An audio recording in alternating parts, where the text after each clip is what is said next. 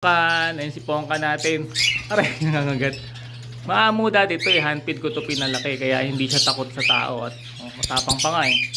Yan. Yan si Pongkan, nakakita na ako ng pamari sa kanya. Ayun. Ayun, yan. Yang aqua opaline dilute na yan. Yan, magandang ibon. Yan, aqua opaline dilute. Ipaparis natin yan kay Pongkan. Yan. Kaya magkakasama sila dito sa kulungan na to. Sinusubukan ko na mag-ban sila. Yung ano na yan, yung parang pied yan, kapatid yan ni Pongkan. Parehas sila ng magulang pero magkaibang clutch. Second clutch to eh. Yan. Kaya parehas sila ng kulay. Kaya lang si Pongkan, visual siya na red factor eh no. Parehas sila. Ganun din ng kulay niyan kung hindi siya visual. Yan, dalawang babae na lang yung post RF natin. Meron tayong isang male violet na par blue. Yung nagtatanong, saan na ba yun?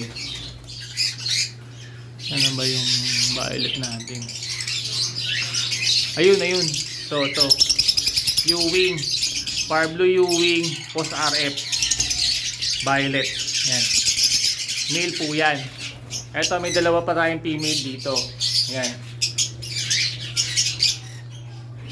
Kalahi po yan ni Pongkan. Yan, pinagpaparis ko na si Pongkan sa kalin eh. Yung aqua na yan eh. Kaya lang medyo mailap pa. Hindi pa nagtatabi. Kailangan kasi sa red factor, bata pa sila, iparis na natin. Kasi mataas ang stress kapag matured na yan tapos matapang yung ipaparis nyo. Pwedeng ma-stress yung ibon, mabuli, pwedeng bumaba yung immune system niya, mamamatay po, sayang.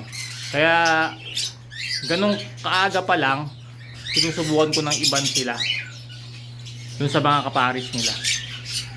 Okay, so abangan natin yan si Pongkan at yung magiging future niya nakapares. Maglalabas siya ng magagandang uri, magagandang kulay ng mga ibon. Ayos mga kahabi.